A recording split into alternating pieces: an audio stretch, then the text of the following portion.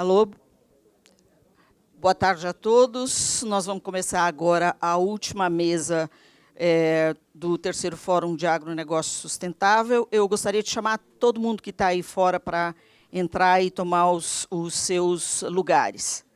E a gente começa chamando os nossos palestrantes, que são Caio Carbonari, agrônomo e professor da Unesp.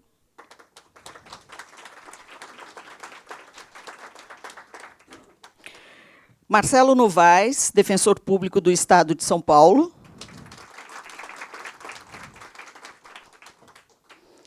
E Silvia Fanani, ex-vice-presidente executiva do Sindicato Nacional da Indústria de Produtos para a Defesa Agrícola.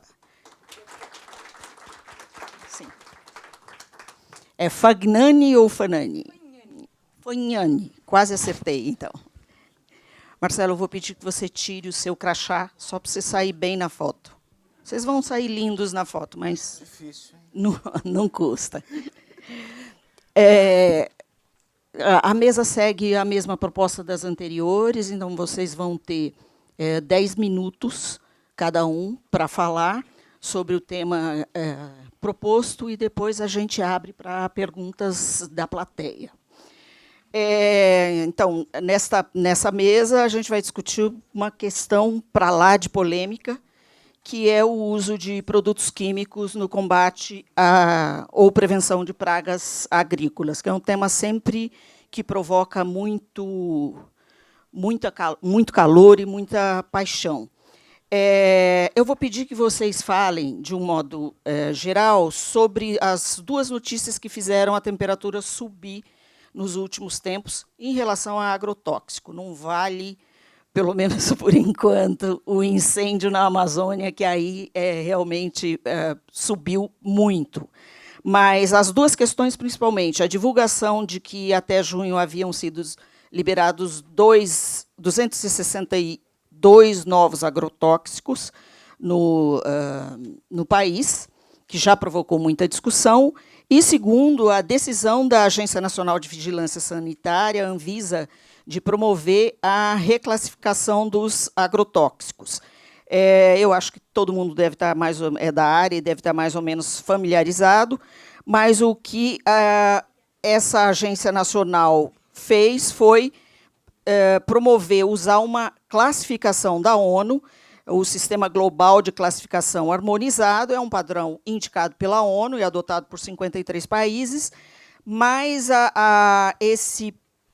essa nova classificação deixou de fora critérios como danos à pele, a possibilidade de provocar úlcera nos olhos,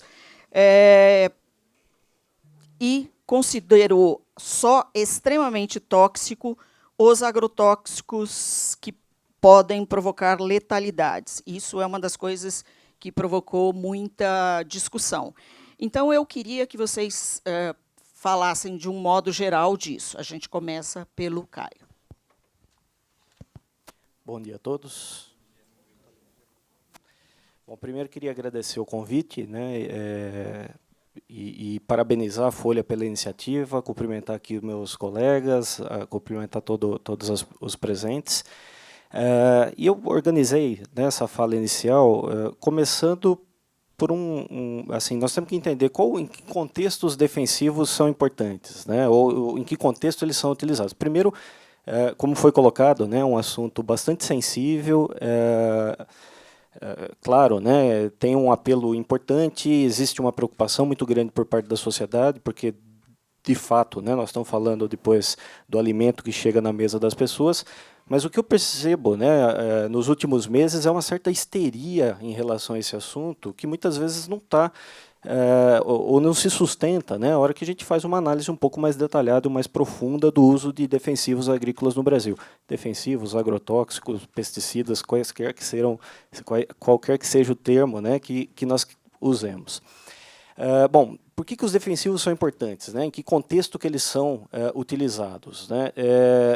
Na verdade, o Brasil, né, ele tem se destacado cada vez mais em termos de produtividade agrícola. Na verdade, a produtividade agrícola brasileira cresce e cresce num ritmo muito grande, num ritmo que, inclusive, é invejado, né, por vários países. O que significa isso? Né? Quando nós olhamos o crescimento da área agrícola no Brasil, ele cresce, mas quando nós olhamos o crescimento da produção agrícola brasileira, cresce num nível muito maior. Então, nós estamos falando de aproveitar mais as nossas áreas agrícolas, de tirar mais das nossas áreas agrícolas, nós estamos falando essencialmente da eficiência da agricultura brasileira. Isso tem tudo a ver com sustentabilidade, que é o tema que nós estamos discutindo aqui. Por que nós temos trilhado esse caminho, ou por que nós temos esses avanços tão importantes nesse sentido de eficiência, de produtividade? Porque a agricultura brasileira ela cresceu ao longo dos últimos 20, 30 anos, né, muito amparada, muito pautada em ciência, tecnologia e inovação. Né? E isso só é possível, né, se nós continuarmos apostando aí em ciência, tecnologia e inovação. Então, nossa agricultura hoje ela é bastante moderna, né, via de regra. Claro que nós temos que tomar o cuidado para não generalizar, né, não dá para generalizar nada, né, numa agricultura tão grande e tão complexa, mas, de maneira geral, nossa agricultura ela é moderna, né, e amparada em tecnologias. Quais são essas tecnologias? Nós temos hoje maquinário moderno, nós temos hoje sementes de qualidade, nós temos biotecnologia, nós temos, enfim, um monte de ferramentas, né, insumos de qualidade que alçam ou que permitem, né, nós avançarmos em termos de produtividade. E os defensivos agrícolas entram exatamente nesse contexto. Né? Os defensivos agrícolas, na verdade, eles evitam as perdas promovidas, né, por pragas, por doenças, micro-organismos ou plantas daninhas que competem com as culturas e não permitem que elas expressem todo o seu potencial produtivo. Então, eu faço grandes investimentos em tecnologia, em insumos. Se eu não fizer na ponta o controle fitossanitário, o manejo fitossanitário, eu deixo de aproveitar, inclusive, todo esse financiamento e todos esses esforços. Então, ele tem um papel importante. Né? Imaginar que nós vamos deixar de usar essas tecnologias é um retrocesso do ponto de vista de produtividade, que está bastante atrelado à sustentabilidade. Tem um papel importante aí até do ponto de vista ambiental, né, social e econômico.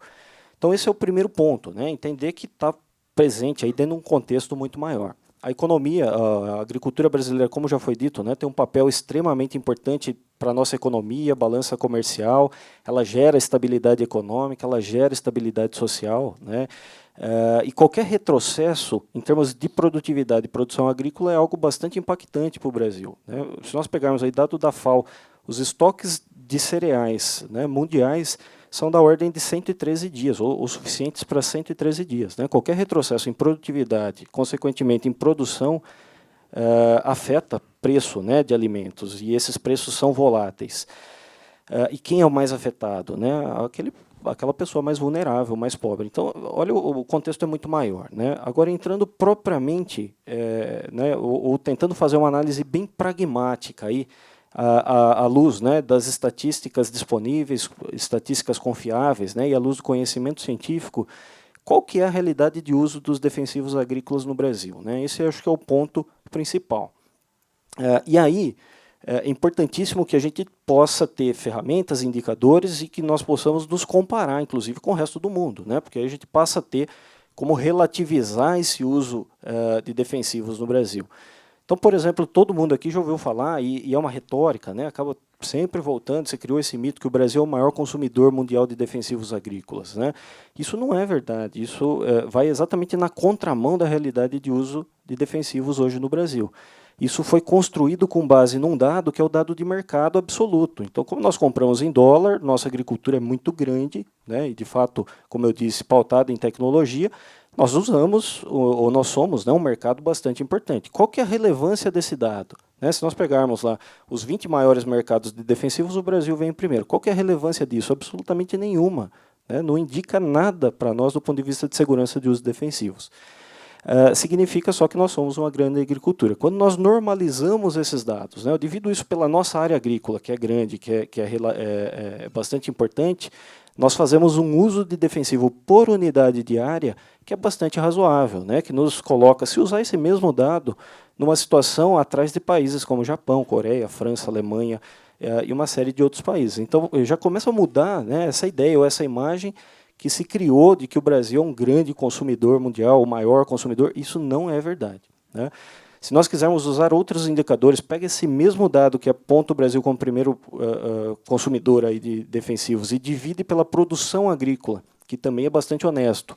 Nós vamos lá para a 13ª posição. Se nós pegarmos os dados da FAO aí de ingrediente ativo e não de mercado e dividirmos pela área agrícola, nós vamos para a 44ª posição. Então, o Brasil, primeiro, né, olhando só quantidade, sem avançar na questão do risco e da qualidade do que nós estamos usando, ele faz um uso bastante racional, né? Claro, média, geral, temos problemas, não tem dúvida, né? Nós temos que olhar e diagnosticar onde isso está correndo. Mas, de maneira geral, né, nós olhando esses dados, nós fazemos um uso bastante racional de defensivos. Por que nós temos esse cenário, né? Ou por que nós fazemos esse uso baixo de defensivos, contrariando a imagem que se criou? Porque o Brasil desenvolve tecnologias também em seus sistemas de produção.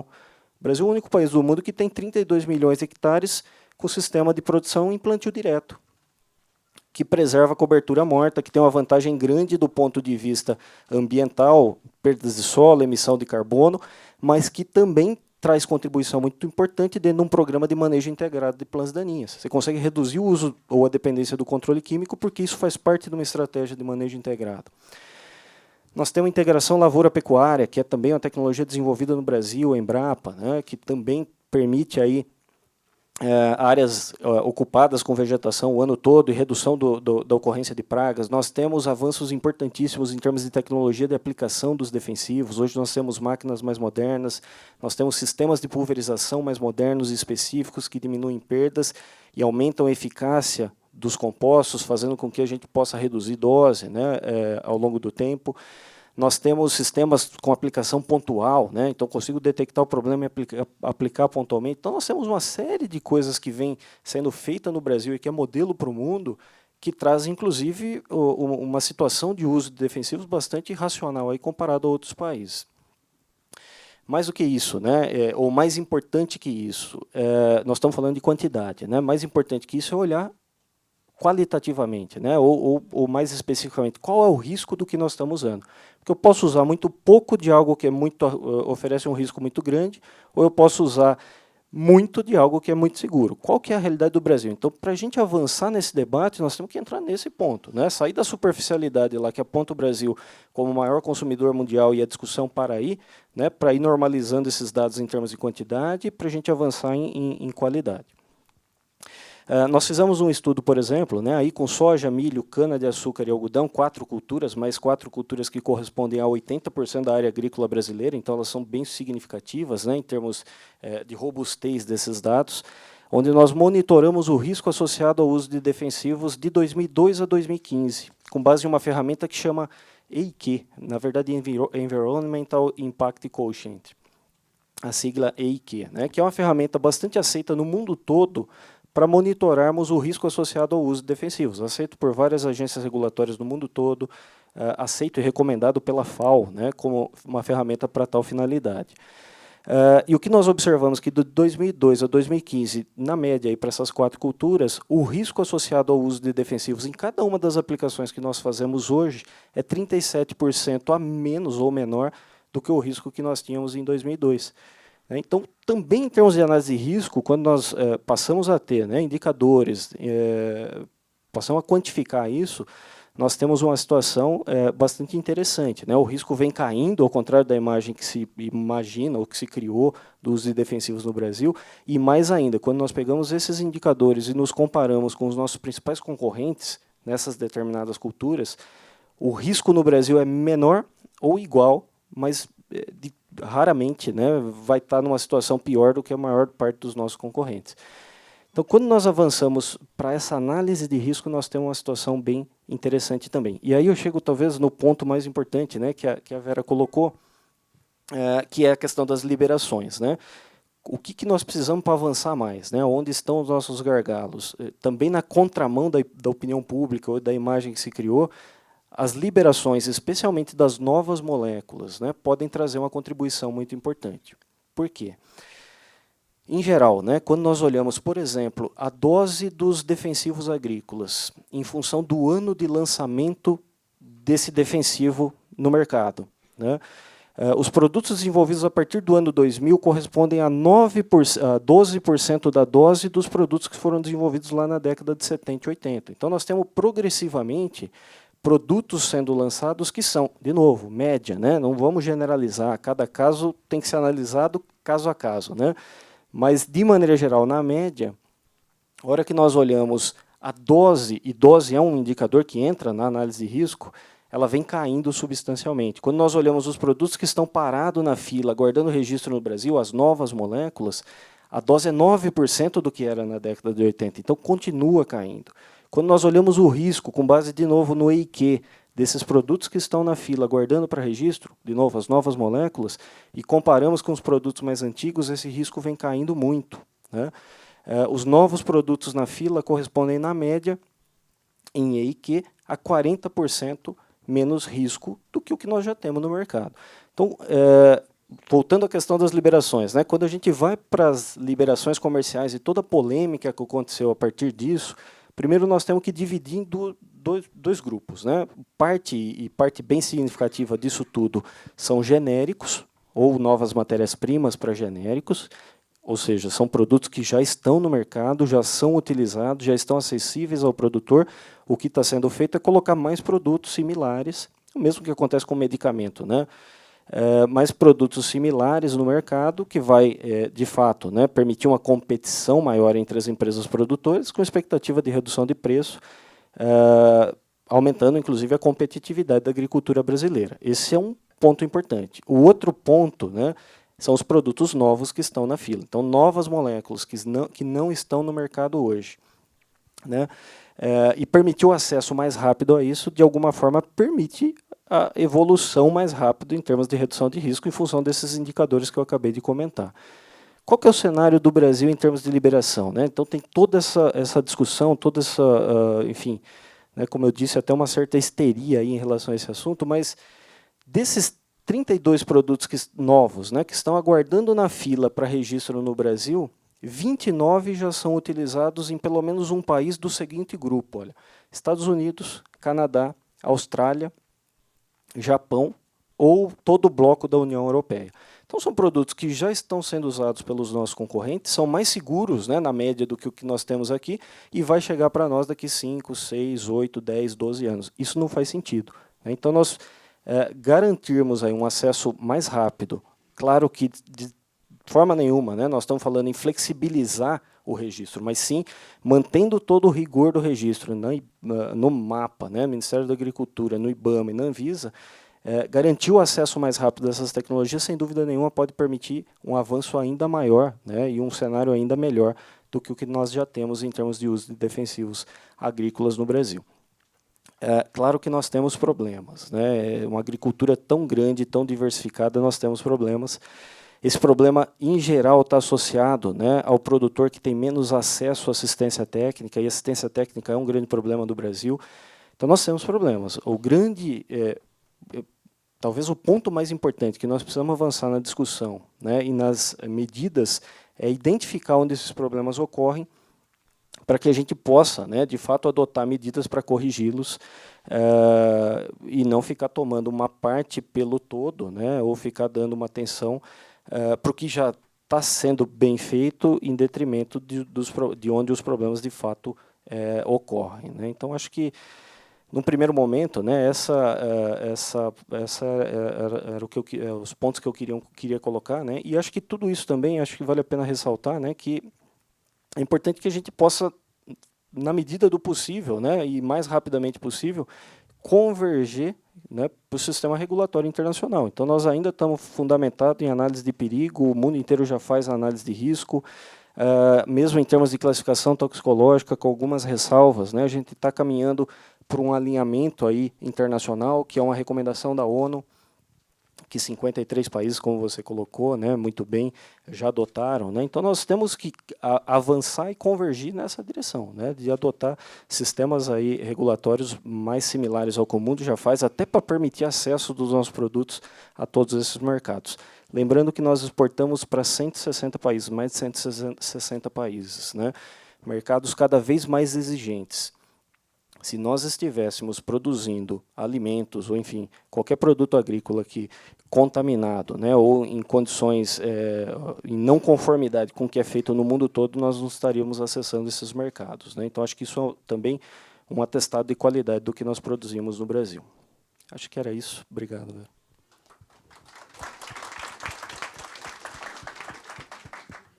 Obrigada, Caio. Marcelo Novaes.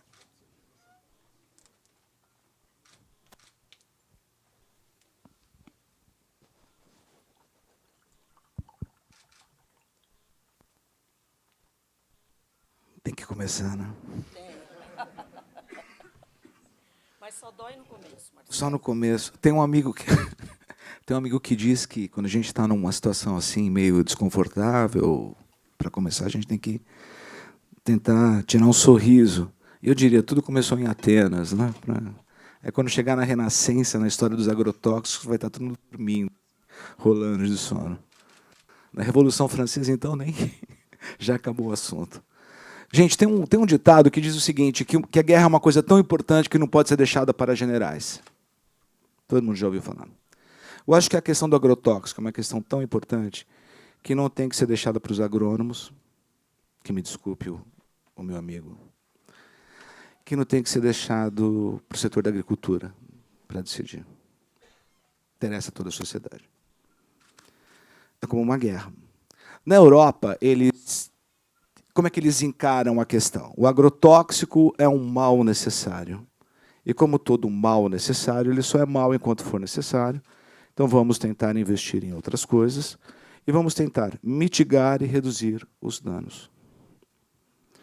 Infelizmente, essa equação não existe no nosso país. Ele é visto como a salvação da lavoura e vamos que vamos. E vamos que vamos. No DNA do nosso país, a agricultura e as elites políticas sempre estiveram ligadas à atividade agrícola. Começou lá com a Sesmaria.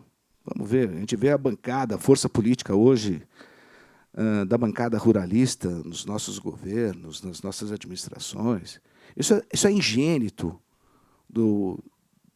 desse nosso Brasil. Começou lá atrás.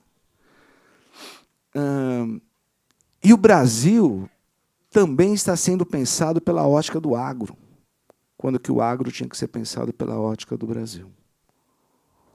O agronegócio é do Brasil e não o Brasil do agro. Um país que exporta 96 bilhões de dólares em commodities agrícolas, é importante a balança comercial, mas que arrecada R$5 mil de imposto de exportação, tem alguma coisa errada.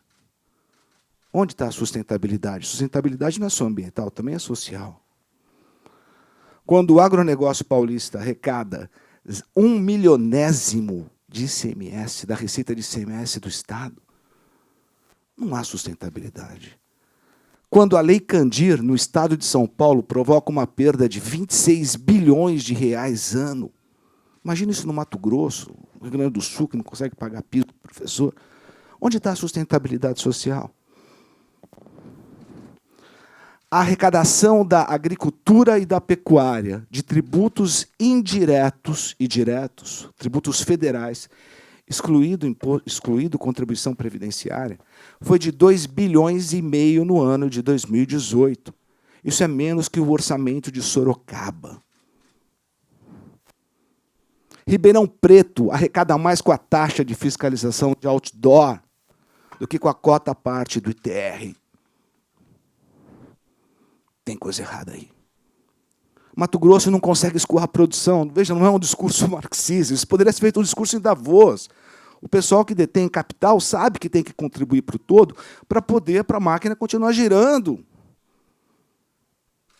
Pode ser um discurso de Davos.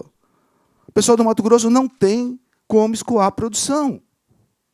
Não pode a logística de produção representar 30%, 40% do custo de uma produção, de uma atividade agrícola. Está errado. Está errado. Então, a gente tem que começar a repensar. Como é que a gente vai repensar essa questão de agrotóxicos?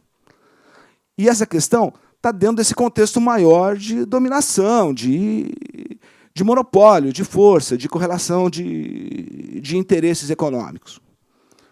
Ele está sendo visto como a salvação da lavoura. Eu não acho que seja uma abominação desnecessária, como alguns colegas colocam. Eu acho que isso não está no horizonte próximo, nem no médio, nem no remoto. Tem que acabar, tem que... Não tem condição. Você vai fazer o quê com um Portugal e meio de soja ou de cana? Você vai reflorestar, vai plantar couve, alface? Absurdo. Está consolidado. É que nem a ocupação aqui na Zona Leste. Se você pensar a Zona Leste inteirinha é ocupação irregular, você vai expulsar todo mundo? Não dá. Não dá. Fazer um Pol Pot, uma reforma agrária lá, Pol Pot, isso é ridículo. A proposta não é fazer uma revolução, uma reforma agrária à la Larry B, com comunidade hippie. O país precisa disso, inclusive para trazer divisas para o nosso país. A gente precisa disso, mas tem que ser um remédio, não um veneno. Então, entre a abominação desnecessária e a salvação da lavoura, tem o mal necessário e tem que ter uma governança que tenha essa postura do mal necessário. Programa Nacional de Controle de Contaminantes de Alimentos, do Ministério da Agricultura. 48, vou falar mais do Estado de São Paulo, porque eu sou defensor público do Estado. 48 amostras, safra 2014-2015, 46 no Porto de Santos. O que foi distribuído para a população, 2 unidades de banana no CEAGESP. Isso é ridículo. 44 milhões de habitantes do Estado de São Paulo. O PARA, desde 2015, que não é fiscalização, são 100 amostras. Aí, concordo, tem muito curso absurdo. 10%, 50% das amostras de morango estão... Gente, você pegou 4 amostras de morango, você não tem... Toda a estatística é o quê? É a base com que você vai fazer o trabalho estatístico. Não dá. Mas não tem fiscalização. A vigilância sanitária não existe, no controle de água não existe. O Ministério da Saúde não faz fiscalização de contaminantes físico-químicos, inclusive agrotóxicos, metais pesados, chumbo na água. Não existe esse controle. Esse vigia-água vale tanto quanto uma nota de 300. Absurdo, não vale. Não registra qualquer análise. Um estudante de primeiro ano de Química vai falar, pelo amor de Deus, vocês não seguiram um protocolo aqui de Química Analítica, isso aqui não vale. E a situação de agrotóxicos no Brasil? Como é que é a governança? 262 agrotóxicos liberados. Uma bênção ou uma maldição? Não sei. Eu não sei nem o que é que tem num rótulo, na bula de um agrotóxico. Tem um sistema de informação de pessoas que morrem por intoxicação. Uma pessoa a cada 2 dias e meio, se não me engano. Dado do Ministério da Saúde, não é invenção. Você pega a bula de qualquer produto vendido, você vai ter lá. Vou dar um exemplo do produto bem conhecido, que é com base em glifosato e o seu sal. 25% de glicina, não sei do que. 25% de equivalente à glicina e 50% de outros. Uma pessoa chega com sintoma de intoxicação no hospital, como é que vai fazer, gente? A ciência médica, como é que vai tratar daquilo? Você não sabe o que tem, você não sabe o que é pulverizado, você não sabe o que é vendido, você não sabe o que é consumido, você não sabe o que é aplicado. Se você for aqui na frente do Ceasa, você compra paraquat sem receituário agronômico, que é o receituário de graveta. Imagina isso no Mato Grosso. Para vocês terem uma ideia de pulverização, São Paulo, a gente conseguiu alguns dados, 11,82% da área do território do Estado de São Paulo foi objeto de pulverização por agrotóxico em 2015. É muita coisa. Foi feito um estudo pelo Ministério Público do Pontal do Paranapanema, e 85% desses casos de pulverização estavam contra as regras dos próprios fabricantes. Não pode aplicar acima de 30 graus, não pode aplicar com umidade do ar abaixo de 50. Eu pergunto, qual a umidade do ar agora no oeste baiano? Será que tem algum aviãozinho lá? Será que tem gente presa por crime ambiental nesse país? Ou a gente precisa tomar esculacho na Europa?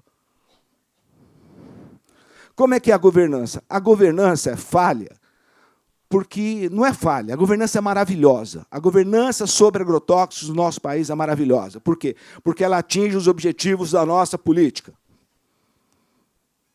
A política é produzir. Não tem essa de mal necessário.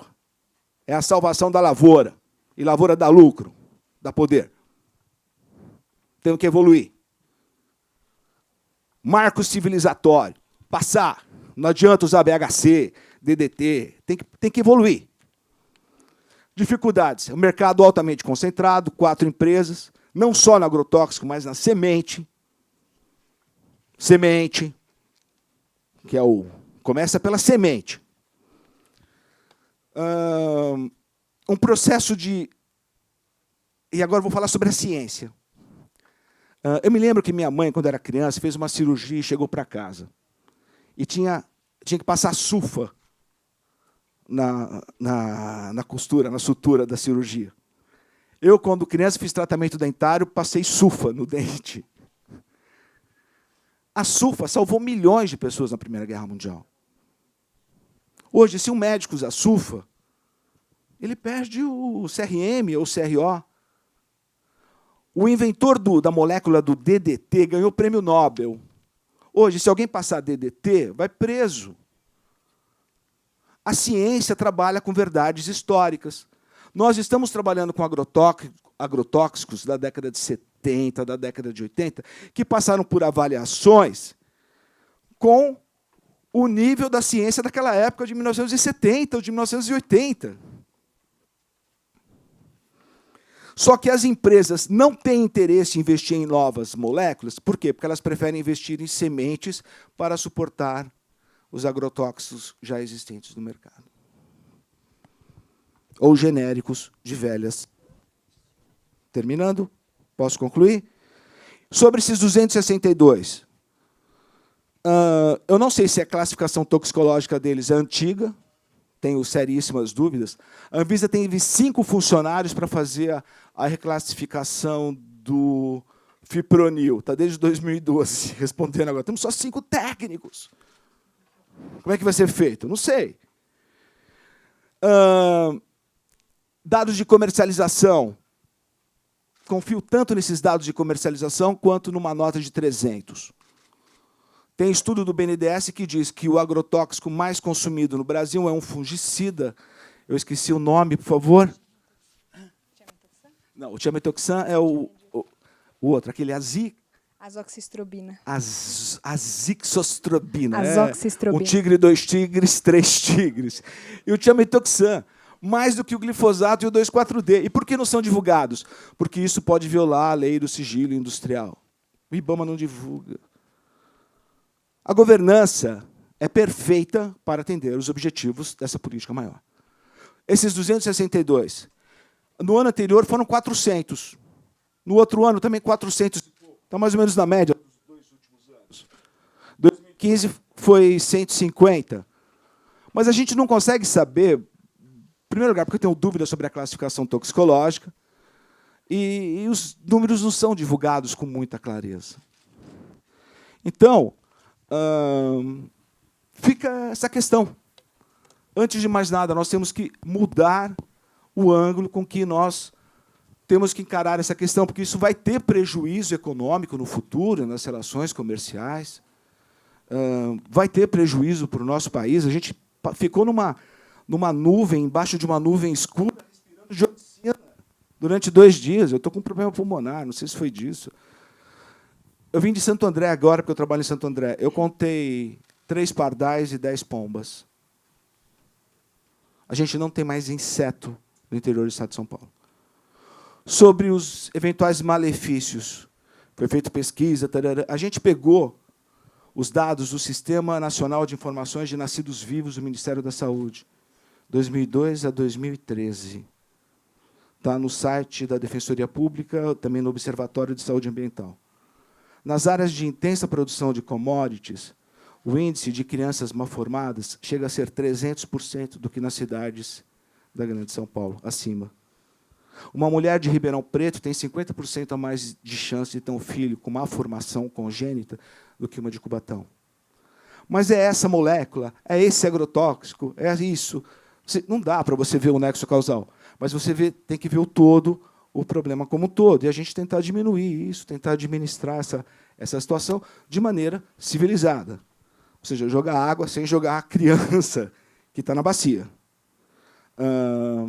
É isso, eu agradeço a atenção e fico à disposição para os esclarecimentos, se necessários. Obrigado. Obrigada, Marcelo.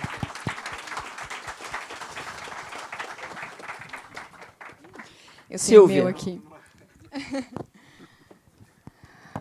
Bom, quase boa tarde a todos. Eu queria parabenizar a Folha pela iniciativa.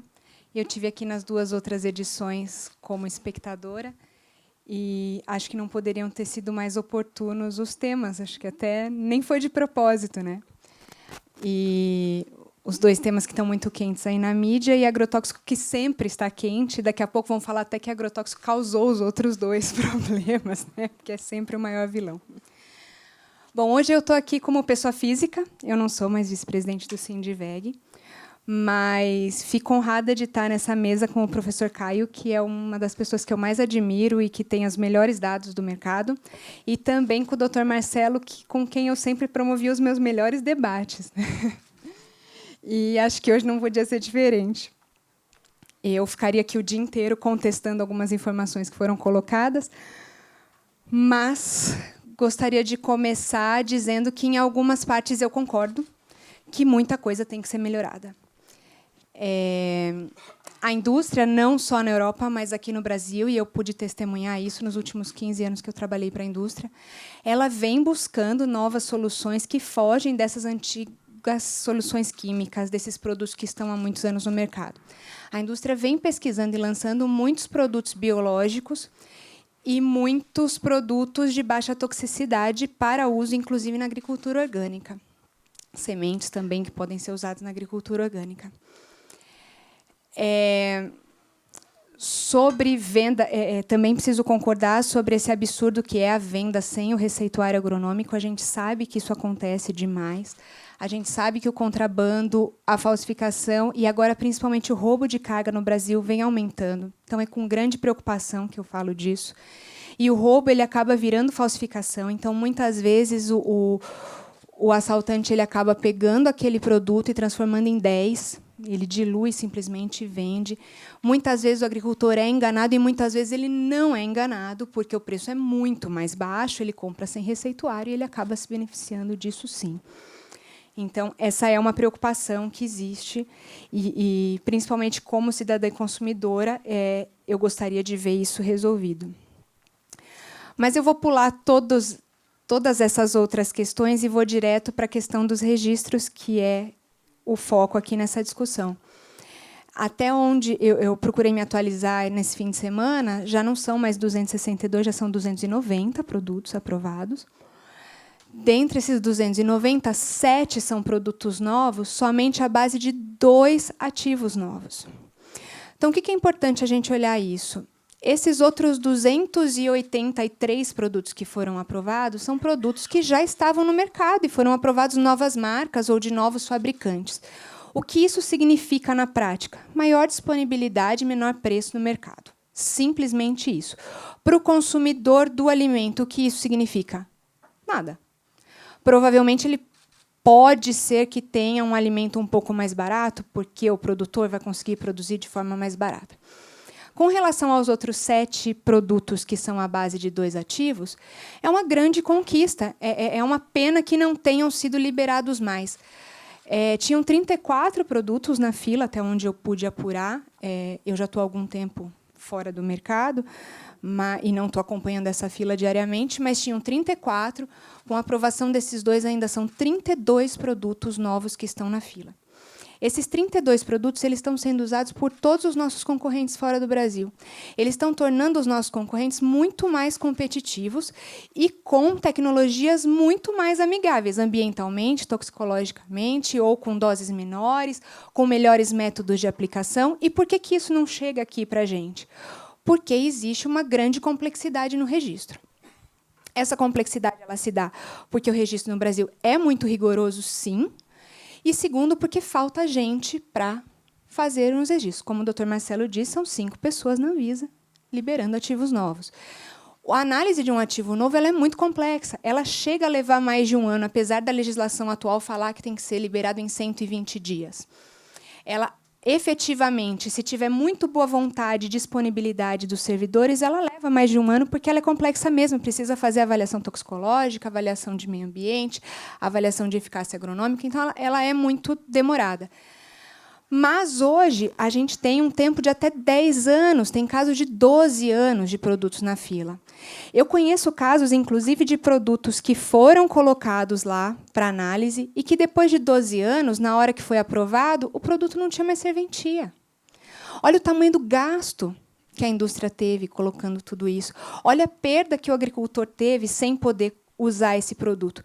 E olha a perda que nós, consumidores, tivemos, porque esses produtos antigos, que realmente, talvez, a indústria precise olhar com outro olhar e tentar tirar do mercado para trazer produtos mais novos, a gente não pode abrir mão deles, porque os mais novos não vêm. Então, todo mundo perde nisso. Então, onde é que está o problema? O problema está na legislação? Tá. Tem um projeto de lei lá sendo discutido desde 2002, que teve uma revisão em 2015, que eu adoraria ver sair alguma coisa de positiva dele. Eu adoraria vê-lo publicado. Alguns problemas nele, concordo. Acho que a gente já está na hora de revisar, porque demora tanto para aprovar que já está na hora de revisar o projeto que está lá em pauta. Por outro lado, o fato de ter um projeto tão ambicioso em pauta acabou trazendo uma nova legislação da Anvisa, uma nova portaria da Anvisa, que disse ser mais liberal. E aí, permitam-me discordar disso. Ela simplesmente atualiza a legislação brasileira à luz da ciência atual, do que é praticado em outros países. Então, hoje, nos Estados Unidos, no Canadá, na Austrália, no Japão, é usada a avaliação de risco. O que é avaliação de risco? Risco nada mais é do que a avaliação do perigo versus a exposição que a gente é exposto a esse perigo. A Anvisa faz a avaliação de risco do aplicador e a avaliação de risco dietética. Então, ela vai olhar se tem risco na hora da aplicação, e isso ela tem um olhar totalmente voltado para isso, e vai olhar também o risco da ingestão. Hoje, a gente não conhece nenhum caso de intoxicação por consumo de alimentos. Existem, sim, intoxicações por aplicação. Incorretas, na maioria das vezes. Um bom exemplo de análise de risco que a gente usa todo dia, e eu posso dizer com muita propriedade, toxina botulínica, que é o famoso Botox. Botox é uma das substâncias mais letais que existe hoje na indústria farmacêutica. E a gente pode usar em pequenas doses.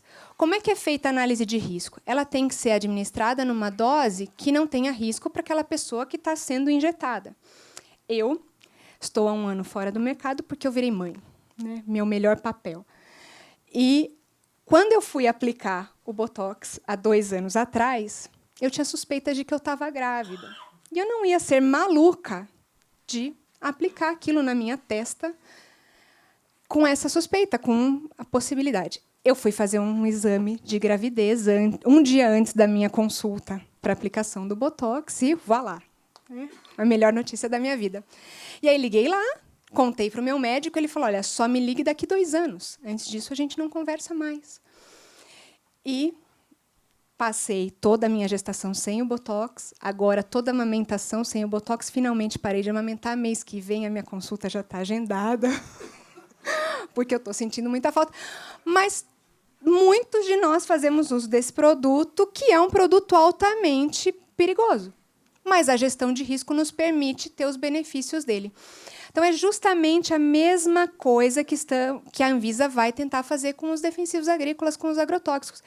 É gerir esse risco, é ver qual é a exposição, qual é o tempo que vai ficar exposto o produto, qual é o intervalo de segurança para a reentrada, qual é a dose, para garantir que tenha segurança, tanto para o aplicador como para o consumidor. Isso é ruim? Não é. Isso é o que é praticado, é o que acontece com tudo. A gente tem exemplos um pouco mais simples. Por exemplo, eu estou olhando um tubarão que está ali num tanque.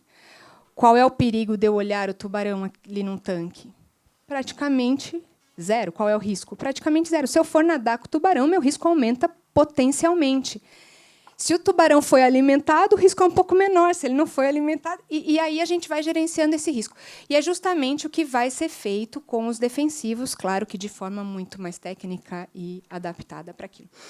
Então, eu, agora, como pessoa física e não defensora da indústria, mas como consumidora, eu não teria nenhum receio dessas novas medidas. Eu acho que elas só vêm para o bem e tenho a expectativa de que venham novas melhorias aí sim, que estão dentro da lei.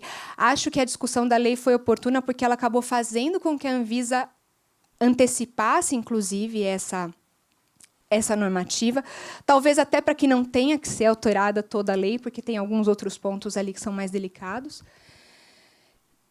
E só me resta ficar aqui de espectador agora.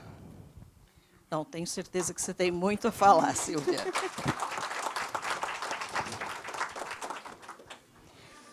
Uma pergunta para o Caio agora. Na verdade, são muitas perguntas voltadas para a questão da tecnologia. E aí eu vou tentar unificar 3 aqui em uma só.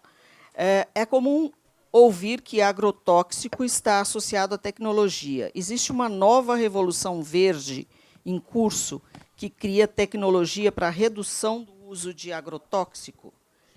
Aí, a redução do uso de agroquímicos necessariamente significa redução de produtividade? Onde entram tecnologia e inovação?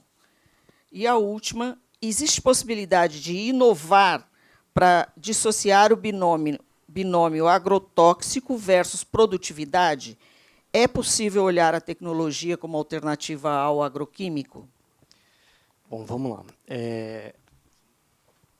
Sem dúvida nenhuma, tem alternativas e tem uma revolução acontecendo. Na verdade, eu tentei falar um pouquinho sobre isso, né? Então, nós temos lá plantio direto, tecnologias que melhoram a aplicação, enfim, sistemas de produção que já contribuem muito em termos de redução de uso de defensivos ao longo do tempo. Nós temos, né, isso de forma bem marcante. E tem coisas novas acontecendo. A Silvia colocou muito bem, né, a questão dos biológicos é uma revolução que vem acontecendo no Brasil. O Brasil é berço aí de muitas tecnologias na linha de biológicos que também precisam ser avaliados caso a caso, também implicam riscos, né, em algumas situações tão grande quanto de alguns defensivos. Então, também precisa ser olhado com cuidado. Mas são tecnologias que vêm exatamente nessa linha, né, que de alguma forma concorre ali com os defensivos químicos.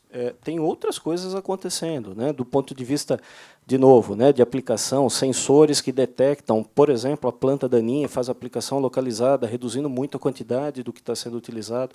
Então, tem muitas tecnologias que vêm sendo aplicadas, né? Isso não é de hoje para amanhã, isso vem ao longo do tempo, né? A agricultura brasileira, o agrotóxico faz parte desse conceito de pacote tecnológico, mas o agrotóxico é um universo ali, né? São centenas de compostos diferentes, com características diferentes, e a gente vem avançando muito no sentido de ter produtos cada vez mais eficazes, em menores doses, com maior segurança para o ambiente, para a saúde, né?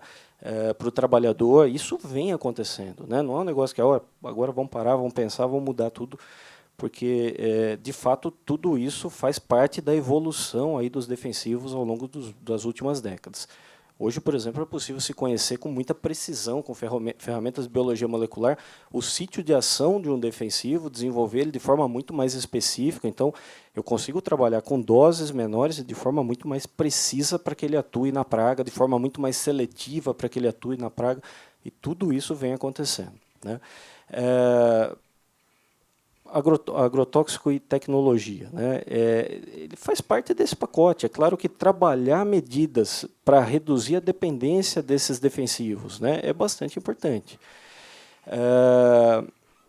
Imaginar que a gente vai substituí-los, né, deixar de usar no curto prazo, curto, médio prazo, aí é um tanto uma utopia, né? Nós não dá para imaginar isso, né? A agricultura ela é fortemente dependente dessa tecnologia para manejo fitossanitário, né? Nós não temos hoje tecnologias em termos de sistema de produção para substituir em larga escala a agricultura, né? Embora a agricultura brasileira ela é tão grande e tão diversificada que cabe todos os modelos. Ninguém é proibido no Brasil de fazer orgânico, de fazer agroecologia, de fazer, enfim, qualquer sistema de produção, né, sem o uso de defensivos. Mas é claro que isso agrega custo e isso diminui eficiência, né? Hoje, qualquer um que queira fazer um teste vai no quintal de casa e planta 10 pés de alface com e sem, vocês vão ver onde vai estar muito mais difícil, vai demandar mais mão de obra, vai demandar muito mais custo e vai produzir menos, né? Então, acho que é essa questão. Não dá para imaginar assim, uma substituição radical, né, da tecnologia, mas ela vem, ao longo do tempo, evoluindo muito, e em larga escala, para suprir a demanda crescente por alimentos, fibras, bioenergia, ela continua tendo um papel muito importante. Obrigada, Caio. A gente, na verdade, já ultrapassou o horário, mas eu vou fazer mais 2 perguntinhas, só peço a vocês que sejam breves. Vou fazer essa para a Sílvia, que, aliás, vieram várias perguntas sobre o mesmo tema. O que os agrotóxicos têm a ver se tem, com a morte das abelhas no Rio Grande do Sul?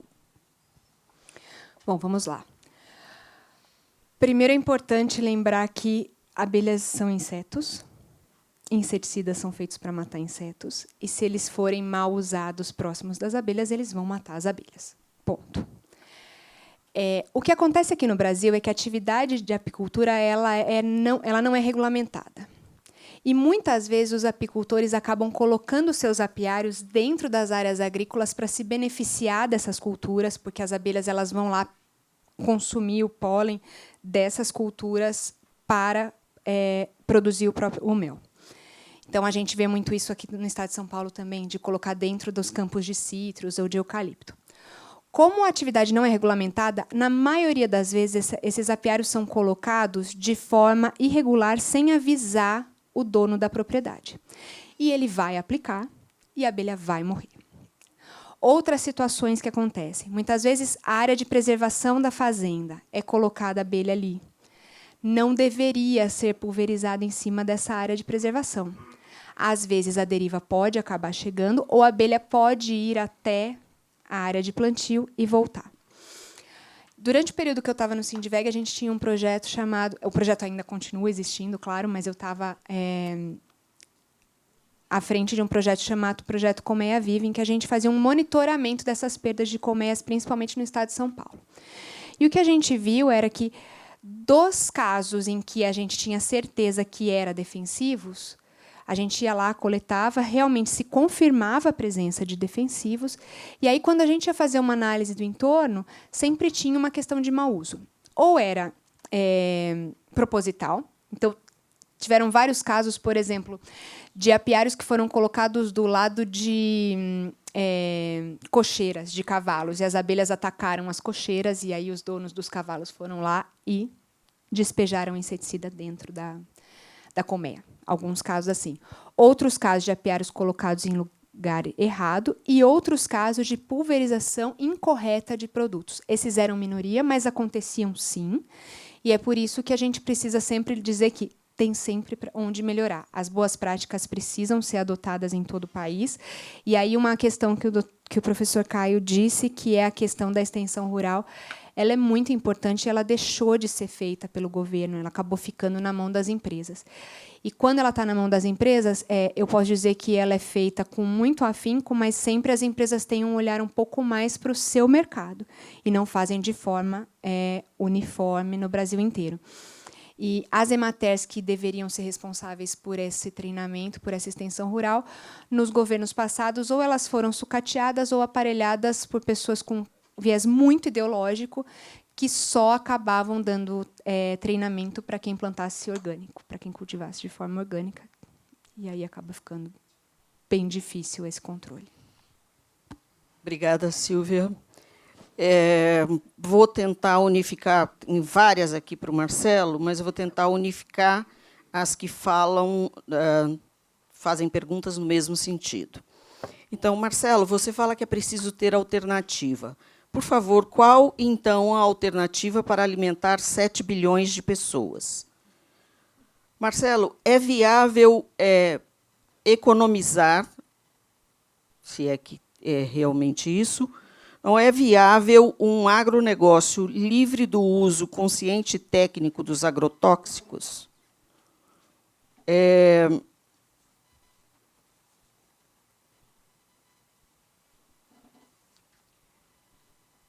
Marcelo também, qual a possibilidade de imaginar um Brasil em 2040 livre de agrotóxicos? Por que a Dinamarca consegue? Eu não sei se a comparação é válida, mas é porque a Dinamarca consegue.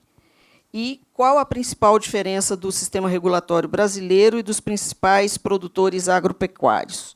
Você acha que você consegue fazer um mexidão?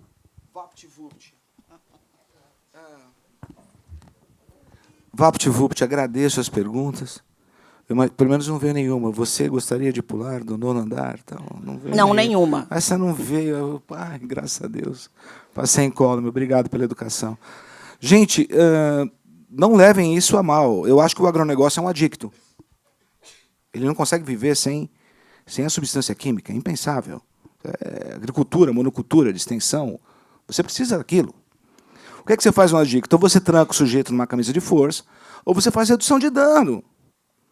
E a gente tem que pensar numa política de redução de dano. Como é que você pode pensar? Em termos tributários, com tributação verde, de $100 de uma substância, $100, um agrotóxico, defensivo, qualquer coisa. $100 ali, o produto. $50 é transferência, é subsídio tributário. O mercado é de 33 bilhões, o subsídio direto, subsídio de tributos federais, de tributos federais indiretos é de 8,5 bilhões de reais. Se pegar a desoneração do imposto de renda, a dedutibilidade integral, mais 6 bilhões, dá 14 bilhões. Eu não estou falando do IOF nem IOR dos títulos do agronegócio, porque aí nem de RED, porque para cada contrato físico, para cada saco, você vai ter 10, 20 contratos de derivativo. Mas até aí são 14 bilhões. Você pode, eu acho absurdo um produto como o Paraquat, a gente estava conversando assim, que tem uma toxicidade elevada, ter o mesmo tratamento de um produto microbiológico. A gente tem que pensar nisso. Sobre essas novas, o que fazer? Eu acho que a gente tem que tentar repensar esse modelo. Eu acho que não dá para ter uma lei Candir, a gente tem que repensar numa lei Candir. Esses números que eles falam, não, porque é tantos bilhões, não. O Estado é muito maior do que eles falam. O Mato Grosso precisa repensar nisso, precisa ter estrada, precisa ter hospital. Sustentabilidade também se faz no aspecto social. Volto, São Paulo é 26 bilhões de reais. Você resolveu o problema de saneamento de São Paulo em um ano. Tem que repensar nisso. Você tem que pensar nessa política de... O complexo soja na Argentina paga 30% de imposto. A gente tem que pensar nisso também, nessa questão tributária. É possível um país... Eu acho que a gente tem que tentar trabalhar com isso, porque a gente está gastando o nosso cartão de crédito. Foi colocado aqui a questão de inseto. Gente, se você pegar aqui em São Paulo... Eu te falei que eu contei 2 pardais e 10 pombinhas. Se você virar qualquer pedra, você não vai tatu bolinha. Você não vai achar isso no estado de São Paulo. 11% de área pulverizada, basicamente com inseticida, neonicotinoide, com seríssimas restrições na Europa a partir de 2020. Com fipronil. O problema não é a abelha que vai para o lugar errado. A gente está usando coisa desses novos produtos, 290. Eu não sei se foi uma bênção ou se é uma maldição, mas pelo menos 30% não são utilizados, por exemplo, na comunidade europeia. Não sei se a gente precisa imitar o padrão da comunidade europeia, mas tem que ser discutido com transparência. Agora, que transparência é essa? Se você pegar a relação dos 10 produtos mais vendidos no país e não aparece o tiametoxano, não aparece a azoxicilina, que é um fungicida. Por quê? Por causa desse sigilo industrial. Quer dizer, o econômico preponderando sobre o meio ambiente, sobre a saúde. Aquilo que eu falei, a guerra tem que sair da mão do general. Tem que passar para a sociedade como um todo. Que medidas? Eu acho que a gente tem que impedir a aquisição de terra por estrangeiro para evitar empurrar a fronteira agrícola para a Amazônia. Tem que repensar na questão tributária. Tem que ter transparência nesses órgãos de regulação, de IBAMA. 98% das multas do IBAMA prescrevem, não são cobradas. Gente, essa é a governança que nós temos. Isso se chama política. O país não vai se inserir num mercado extremamente competitivo com uma política de 5ª categoria. tem que repensar, tem que profissionalizar, tem que ter um debate aberto, sem um matar o outro, sabe? De, não, tem que matar todo... Tem que conversar, tem que achar um bom senso, um meio termo. O país é nosso, a gente vai ficar aqui, os nossos filhos vão ficar aqui. Não interessa para a gente ter um passivo ambiental usar o saldo do cartão de crédito. A gente está usando já o saldo do cartão de crédito. Tem que parar e repensar, e a gente tem que achar uma solução. A gente chegou até aqui e usar essa situação da natureza, que é uma grande vantagem competitiva, para o nosso futuro. Para usar a tecnologia, não tem que exportar boi em pé e importar hormônio da Dinamarca. Tem que repensar um modelo de desenvolvimento do nosso país sustentável do ponto de vista social, ambiental e para a saúde. É isso. Obrigada, Marcelo. Gente, a gente mais que extrapolou o horário, então eu queria dar a vocês a possibilidade de um encerramento, uma fala final de 2 minutos cada um, eu pediria que não fosse ultrapassado, para quem quiser realmente fazer alguma observação. Vamos começar pelo Caio. Bom, eu vou só insistir, eu concordo com muitas das coisas que o Marcelo colocou, mas eu vou insistir assim, olha, a ideia que se criou, que o Brasil faz um uso pior do que a Europa, por exemplo, não é verdadeiro, né? E nós não podemos continuar insistindo nesse tipo de coisa, que só contribui para a desinformação e não contribui para que nós possamos avançar para um uso cada vez mais correto em termos de uso defensivos. Nós podemos fazer o seguinte exercício, tem 30% que não é usado lá, que é usado aqui não é usado lá. Vamos pegar só trigo. Né? Trigo é muito importante na Europa e muito pouco importante para nós. Tem 32 ingredientes ativos que nós não usamos aqui, não são registrados aqui, mas que são usados lá. Desses tem o Proclorax, que é proibido aqui, e a Europa continua usando. Então, esse tipo de análise rasa ela não contribui para a discussão. Nós temos que avançar numa discussão sólida, sem, né, e outra, a Europa nem sei se é o melhor modelo para nós nos compararmos. Né? Não tem absolutamente nenhum caso que é usado aqui e foi banido na Europa, nos Estados Unidos, na Austrália, no Canadá. Não existe isso. Né? Então, assim, a base está bem feita. A base está alinhada com o mundo, a base está alinhada com o conhecimento científico e, pontualmente, nós temos que ter um problema. Né? E são esses problemas pontuais que precisam ser diagnosticados com precisão e corrigidos com a maior rapidez possível. Né? Eu acho que esse é um ponto bastante importante. É importante a gente mudar essa ideia que se criou e que está bastante equivocada e atrasa o debate, atrasa os avanços que nós poderíamos ter, né, com diagnóstico e com uma comunicação mais precisa desse assunto. Obrigado. Obrigada, Caio. Marcelo, você quer consideração final? 2 minutinhos só, por favor. Sim, agradecer a possibilidade de participar do debate. Realmente a gente precisa ter trabalho também. Eu acho que não adianta só ter discurso. Tem que questão de chegar e trabalho. Vamos trabalhar junto, sentar, vamos ver. Tarará. E é isso, agradecer. Só uma questão só. Os riscos não são divididos de maneira igual, são desiguais. Uma coisa é quem come o alimento, toma água, outra coisa é quem trabalha diretamente com agrotóxico, outra coisa é quem mora nas cidades do nosso interior. Por favor, fiquem atentos aos dados epidemiológicos de doenças crônicas que estão afastadas desse licenciamento, porque só fala da intoxicação aguda e não das doenças crônicas. Se pegarem os dados epidemiológicos de linfoma não Hodgkin, de câncer de próstata no Vale do Ribeira, de mortes por CA em Bento de Abreu, que é 300% acima da média do Estado, epidemiologia não mente. E aí a gente tenta evitar a discussão ideológica. Mas seria interessante dar uma olhadinha nos dados epidemiológicos. Muito obrigado pela atenção. Obrigada, Marcelo. Silvia, aproveitando para acrescentar uma coisa que eu acho que não foi muito respondida aqui e que o Marcelo tocou agora, que é importante.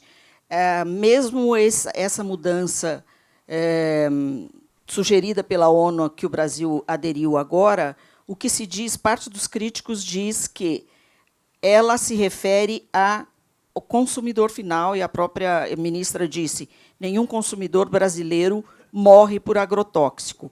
O problema é que ela se refere, essa mudança adotada pelo Brasil, diz respeito aos rótulos, e não necessariamente ao produtor, ao operário que faz aquele tipo de trabalho. Então, eu gostaria que, na sua... fosse mágica, em 2 minutos Vamos você lá. congrega tudo. Eu queria endereçar mais 3 pontinhos, mas vamos lá. Essa questão do rótulo, ela acaba atingindo, sim, o aplicador, porque no rótulo existe a classificação, e com relação à classificação de toxicidade é que vai se adotar o nível de proteção para o aplicador. Então, deixa eu só complementar de novo, para ser bem chata, que eu acho que eu não fui claro o suficiente. Mas o que se diz também é que, quando você pega, antes eram 702, que eram considerados extremamente tóxicos, e agora, com a nova classificação, eles viraram 43, porque não se considera, na verdade, extremamente tóxico se for letal, mas se tiver problema de danos, outros tipos de danos não são letais, e esses tipos de danos normalmente acometem mais o aplicador do que o consumidor. Eu vou te dar um exemplo sobre a irritação ocular, que no começo você acabou falando. Você falou da irritação ocular e dermal. A irritação ocular era um teste muito simples, que se espirrava o produto no olho de um coelhinho, e se ele ficasse embaçado ou se incomodasse, ele já era considerado tóxico. Mesmo que isso passasse daqui a 1 minuto. Se eu injetar água com sal, ele vai ficar embaçado e vai irritar. Então, acabava que muitos produtos que não eram tóxicos ou que em algum momento poderiam causar uma pequena irritação, acabavam sendo classificados em níveis tóxicos mais complicados. A mesma coisa com a derme.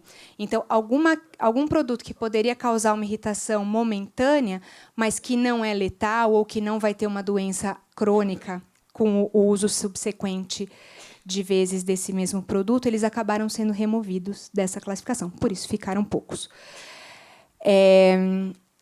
Então, essa questão acho que eu já respondi. Eu queria até fazer um comentário. Doutor Marcelo não está querendo dizer que a falta de passarinhos em São Paulo, que é uma cidade super poluída, é por causa do agrotóxico, né? Porque senão a gente... Então, mas eu acho que aqui a coisa tem muitos outros problemas aqui na cidade de São Paulo que a gente não pode culpar tudo do agrotóxico. Inclusive, da última vez que a gente esteve junto, o senhor falou desses índices epidemiológicos e eu tive a curiosidade de acessar o site do INCA. E eu vi que os índices de câncer na cidade de São Paulo, em todas as capitais do Brasil, são muito maiores do que todas as cidades do interior. Então, talvez a gente tenha um caso ou outro que seja mais expressivo, mas, em geral, está lá no site do INCA, eu convido todos a olhar. E eu gostaria de endereçar mais 2 outras questões que ficaram sem resposta. Primeira, a questão do imposto. Também é a segunda vez que a gente discute essa questão do imposto de exportação, que não tem para o agronegócio. O Brasil não tem imposto de exportação, então, por que só o agronegócio seria onerado? Hoje são só 2 produtos. Me corrijam se eu estiver errada. Na época que eu estudei lá atrás, eram só 2 produtos, a castanha do Pará e o couro Wet Blue, que tinham incidência de imposto de exportação, porque eles tinham um nível de agregação muito baixo. Eu não sei nem se isso já caiu. Caiu, né? Então, nem esses 2. Então, por que o agronegócio deveria ter imposto de exportação? Porque ele produz muito? Porque ele traz riquezas para o nosso país? Acho que não é uma questão. Acho que a gente até pode discutir IPI, PIS, COFINS, outros impostos, mas o de exportação eu acho que não é o caminho. E outra coisa, a Dinamarca ficou sem resposta. A Dinamarca ela conseguiu migrar para esse status de país mais orgânico do mundo, primeiro porque ela tem um inverno ultra rigoroso, quase não tem incidência de pragas, então não dá para comparar com o Brasil, e segundo porque ela quase não tem agricultura. Então fica muito fácil dizer que tudo que se produz lá é orgânico. E aí compra da gente, continua ficando tudo bem. É isso. Muito obrigada a todos os participantes. Muito obrigada a todo mundo que ficou até agora, invadindo o almoço. A gente agradece a presença. Obrigada.